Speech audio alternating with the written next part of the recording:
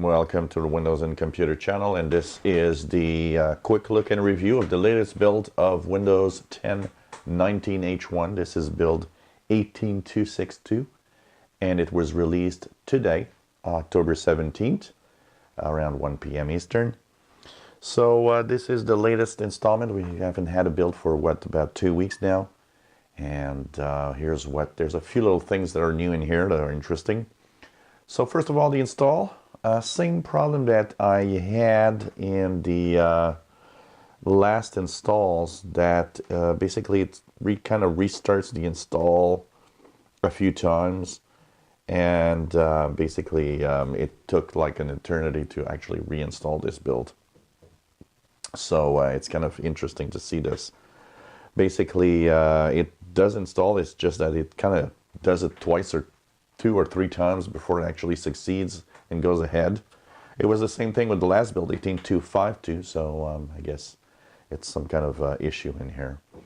It seems to be very stable. I've been using it for the past about 3 hours, 3 to 4 hours. Have absolutely had no issues with it, and seems to be very, very stable. What's new in this build? Well, first of all, there's a new thing in the task manager, and it's there to show you the DPI usage of the screen. So which apps are actually using DPI settings. So what's the DPI settings? Basically, if you go on to Details tab in the Task Manager, you will have now a DPI awareness selection that you can check out.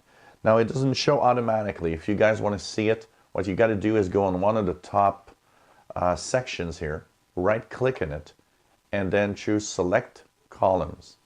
From here, you'll be able to actually go down the list and find, of course, the DPI awareness setting.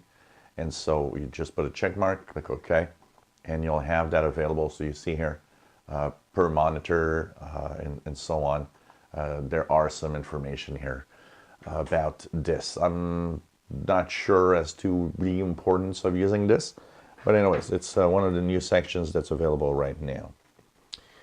What else do we have? Well, there's new additional apps that are inbox or that are with Windows 10 that are now available for removing. So before we had a certain number of apps that you could uninstall that were apps that were included within Windows 10. But for example, if you wanted to remove the calendar app or the mail app, there was no uninstall button. You were stuck at having them there, or use a third-party software like something like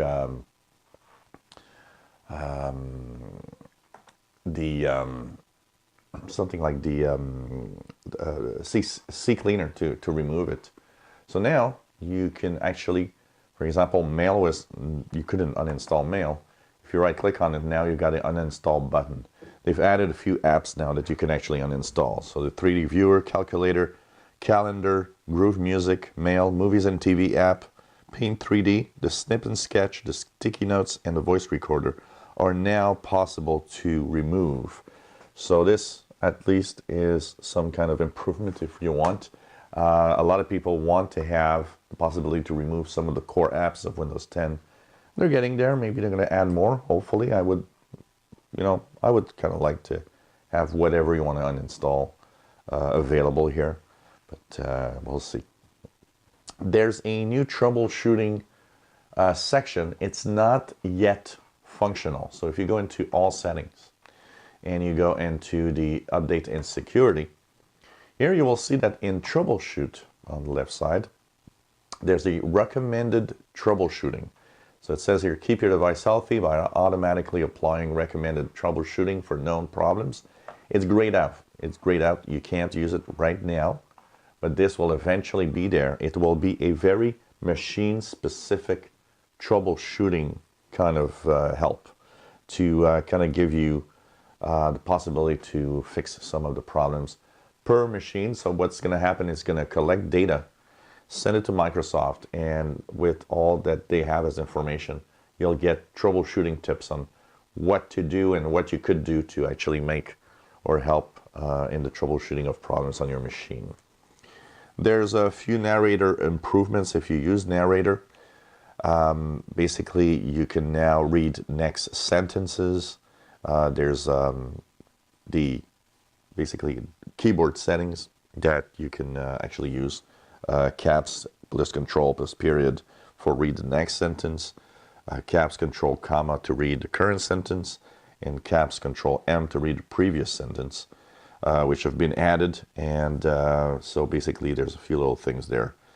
They're tweaking that functionality also of narrator. Apart from that, nothing much more to add. It seems to be a pretty good build. It works well. I've got no issues. And of course, we're slowly moving, towards the next version of Windows.